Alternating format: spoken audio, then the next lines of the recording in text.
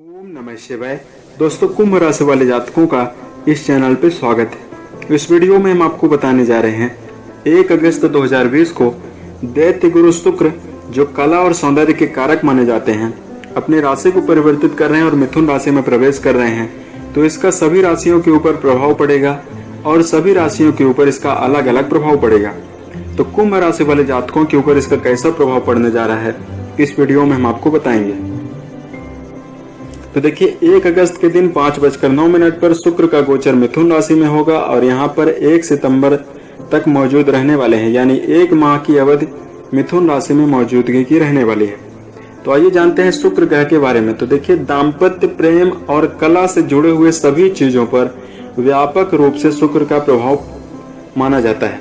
हालांकि वर्तमान समय में पूरे विश्व में और पूरे भारतवर्ष में ऐसी परिस्थितियों का निर्माण है जिससे कलात्मक चीजें जो है वो सिमट सी गई है, लेकिन आज भी बहुत सारी चीजें ऐसी हैं जो कला से चीजें जो जुड़ी हुई हैं और प्रभावी भी हैं, जैसे मीडिया क्षेत्र है, प्रेम जीवन है, दाम्पत्य जीवन है। ज्योतिष में शुभ ग्रह के नाम से शुक्र को जाना जाता है और इसके प्रभाव के कारण वैवाहिक जीवन काफी खुशनुमा होता है और प्रभावित शुक्र होने से भौतिक सुखों की प्राप्ति होती है और शारीरिक सुख प्राप्त होते हैं। इस दौरान यदि शुक्र की बात की जाए तो वृषभ और तुला राशि के स्वामी माने जाते हैं, वहीं मीन राशि इनकी उच्च राशि होती है और कन्या राशि इनकी नीच राशि मानी जाती है। कुंडली पर मजबूत शुक्र के होने से शारीरिक सुख प्राप्त होते हैं। साथ में ऐसा जातक गायन, वादन, नृत्य इन सभी क्रियाओं में काफी एक्टिव होता है और इसमें काफी उसकी रुचि होती है। अपनी बातों के द्वारा मृदुभाषी होता है, लोगों को आकर्षित करने के लिए भी जाना जाता है। शुक्र के प्रभाव के कारण वैवाहिक जीवन काफी खुशनुमा होता है। वहीं पीड़ित शुक्र के होने पर वैवाहिक जीवन में उथल पुथल का सामना और अनबन, मतभेद का सामना करना पड़ता है। प्रेम जीवन में समस्याओं का सामना करना पड़ता है।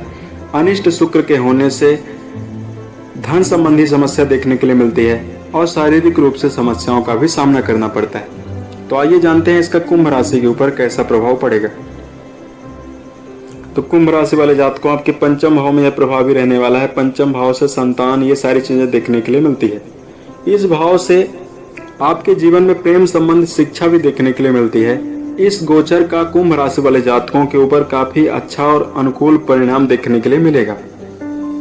इस दौरान आप तेजी से तरक्की करते हुए नजर आएंगे। 1 अगस्त के पश्चात आप कलात्मक चीजों में काफी ज्यादा आपकी रुचि और रुझान बढ़ता हुआ नजर आएगा। यह गोचर आपको जीवन में बहुत सारे अनुभवों को देकर जाएगा। इस गोचर काल के दौरान शुक्र के इस गोचर से आपको अच्छे फल की प्राप्ति हो सकती है। परिवार के किसी व्यक्ति से यदि अनबन की स्थिति थी पुराने समय से, तो उसके समाप्त होने की संभावना बनेगी। वहीं आप अपना कीमती समय अपने परिवार को देने के लिए पूरी तरह से समर्थ होंगे। कुंभ राशि के यदि आप जातक हैं तो मानसिक रूप से आपको संभालना काफी ज्यादा उचित है। इस दौरान आर्थिक रूप से अपनी समस्याओं को सुलझाने के लिए आप पूरी तरह से कोशिश करते हुए नजर आएंगे और भविष्य की योजनाओं को आप बनाते हुए नजर आएंगे। उसमें आपको काफी सफलता देखने के लिए मिल सकती है। जो जातक विवाहित हैं, विवाहित जातकों को संतान लाभ और संतान प्राप्ति की भी संभावना बन सकती है। आपका मान सम्मान काफी ज्यादा बढ़ेगा। यदि आप नौकरी पेशा हैं तो आपके सम्मान में काफी ज्यादा वृद्धि होती हुई नजर आएगी। इस दौरान आपके मन में संतोष की भावना भी काफी ज्यादा उत्पन्न होगी। कुंभ राशि वाले जातकों का वैवाहिक जीवन काफी खुशनुमा रहने वाला है। वहीं जो शिक्षा के क्षेत्र में जो जातक जुड़े हुए हैं, काफी अच्छा प्रदर्शन करते हुए दिखाई देंगे और आपको अनुकूल परिणामों की प्राप्ति जीवन में बनती हुई दिखाई देगी। कुंभ राशि वाले जातक अक्सर सामने वाले व्यक्ति की मदद करते हुए भी देखे जाते हैं। तो इस दौरान आप काफी ज्यादा सामाजिक कार्यों में भी एक्टिव रहने वाले हैं। इस दौरान अपने प्रियतम के साथ आप कहीं घूमने फिरने की योजना भी बनाते हुए नजर आएंगे। आपके खर्च में भी काफी ज्यादा वृद्धि होती हुई नजर आएगी और यह खर्च अपने परिवार के, अपने स्नेही जनों के ऊपर आप करते हुए नजर आएंगे। इस पर आपको जरूर नियंत्रण रखने की आवश्यकता है। कुंभ राशि वाले जातकों का इस समय अवधि में आपके जो मन है, काफी वचनात्मक और वासना वाली क्रियाओं में ज्यादा रुचि हो सकती है। इसमें आपको काफी सफल कर चलना चाहिए। जीवन में आंख मूंद कर किसी व्यक्ति पर भरोसा करने से भी आपको बचना है। इस दौरान कैरियर की दिशा में श्रेष्ठ मुकाम प्राप्त करने के लिए आप कई प्रकार के प्रयास करेंगे। इसमें आपको सफलता मिलेगी और शुक्र के इस गोचर से आपका मनोबल और उत्साह का स्तर काफी ज्यादा बढ़ा हुआ रहने वाला है। तो आइए जानते हैं आपके लिए कुछ खास उपाय के। तो शुक्र से जुड़े हुए, हालांकि यह गोचर आपके लिए काफी अनुकूल है आपके लिए उपाय करने की कोई आवश्यकता नहीं है। फिर भी यदि आप उपाय करना चाहते हैं तो शुक्रवार के दिन आप गाय को हरा चारा जरूर खिलाएं। यदि आप समर्थ हैं तो शुक्रवार के ही दिन सफेद वस्त्रों का दान एवं सफेद वस्तुओं का दान आप जैसे चावल है गरीब एवं असहाय व्यक्ति को जरूर कर सकते हैं। जीवन में पिता तुल्य लोगों से कोई आशीर्वाद लेकर ही आपको कोई भी कार्य करना चाहिए। तो आइए जानते हैं कुंभ राशि वाले जातकों के बहुत सारे कमेंट ऐसे आते हैं जिसको पढ़कर मन में बहुत ज्यादा दुख होता है। आपके कमेंट होते हैं कि हम निरंतर कार्यरत हैं और हमको असफलता देखने के लिए मिल रही है, वैवाहिक जीवन में समस्याओं का सामना करना पड़ रहा है, लोगों के ताने सुनने पड़ रहे हैं। तो हम आपको एक स्टोरी के माध्यम से हम आपको मोटिवेट करने की कोशिश करेंगे। तो देखिए, एक बार एक समुद्र के किनारे एक बच्चा बैठा हुआ था और काफी ज्यादा रो रहा था। कुछ लोग आए और उससे पूछते हैं कि बेटा ऐसा क्यों कर रहे हो? तो उसने बोला कि मेरी चप्पल समुद्र लेकर चला गया है और मैं बहुत उदास हूं। बच्चे ने बोला कि यह सब गलत है, उसने मेरे साथ ऐसा क्यों किया? और कुछ समय के पश्चात वह बच्चा रेत पर लिख देता है कि समुद्र चोर है। कुछ आगे जाने पर एक मछुआरा अपनी नाव से मछली को पकड़ रहा था। कुछ समय पश्चात उसकी नाव समुद्र में डूब जाती है और सारी मछलियां समुद्र में चली गई। उसकी दिन भर की जो मेहनत थी वो पानी में मिल जाती है। समुद्र के किनारे बैठकर समुद्र को कोस रहा था और अपने ऊपर भी काफी ज्यादा गुस्सा कर रहा था। आगे जाने पर एक माँ थी, उसकी जो बिटिया थी समुद्र में नहाने के लिए उतरती है और कुछ समय के पश्चात वो समुद्र जो होता है उसकी बेटी को निगल लेता है। माँ काफी ज्यादा रो रही थी और दुखी होकर समुद्र को श्राप दे रही थी और कोस भी रही थी। यह सब देखकर हवा के मन में सवाल आया और हवा ने समुद्र से जाकर सवाल किया कि भाई ऐसा क्यों करते हो, क्यों लोगों को परेशान करते हो, लोगों की बद्दुआएं को तुम क्यों लेते हो? तो समुद्र का जवाब था कि मैं आपको कल जवाब दूंगा, कल आप आना सुबह मेरे पास तो मैं आपको जवाब दूंगा। कल हवा ने जैसे ही सुबह तट पर देखा तो एक बच्चा हंसी के मारे उछल कूद कर रहा था और काफी ज्यादा खेल रहा था। समुद्र को थैंक यू बोल रहा था, धन्यवाद दे रहा था। धन्यवाद इसलिए दे रहा था क्योंकि समुद्र के मलबे से एक गेंद बहकर आई हुई थी जिसको वह पाकर काफी ज्यादा खुश था। आगे जाने पर हवा ने यह देखा कि एक मछुआरा है जो मछली के गट्ठर को लेकर खड़ा हुआ है और काफी ज्यादा खुश होकर समुद्र को साष्टांग प्रणाम भी कर रहा है। ऐसा इसलिए कर रहा है क्योंकि समुद्र से बहुत सारी मछलियां बहकर आई हुई थी और उसको उसने इकट्ठा कर लिया था।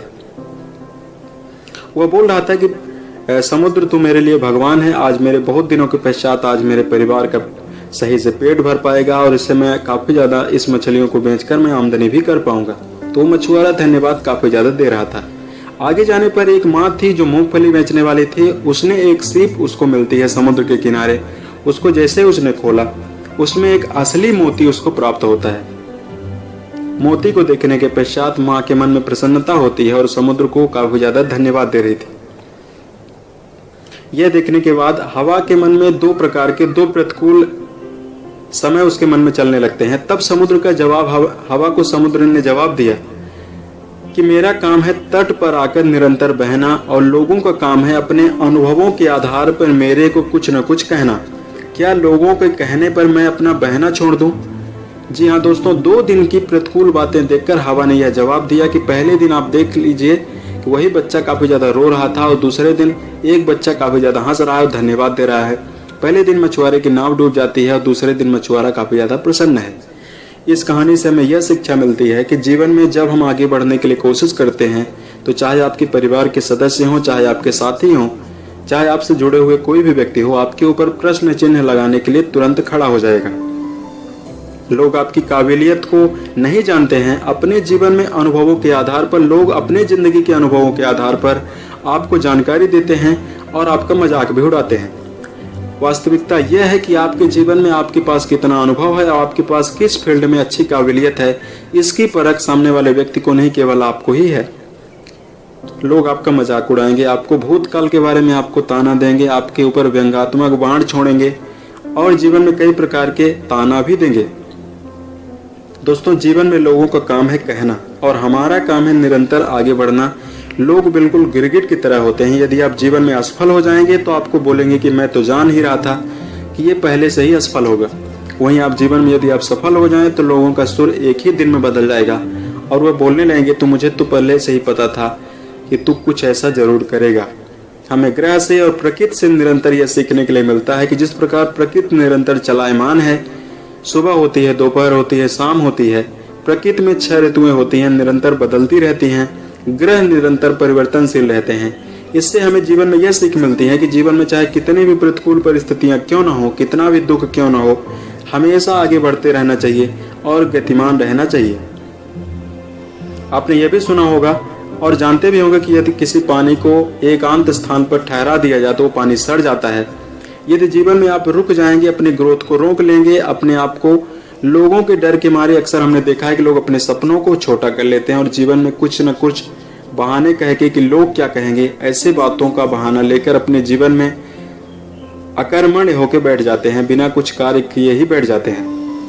इसलिए जीवन में यह भी सीखने के लिए मिलता है कि चाहे कैसी भी प्रतिकूल परिस्थितियां क्यों न हो, आपको आगे बढ़ना चाहिए। अपने आत्मविश्वास, अपने धैर्य को बनाकर जीवन में निरंतर संघर्षरत रहना चाहिए।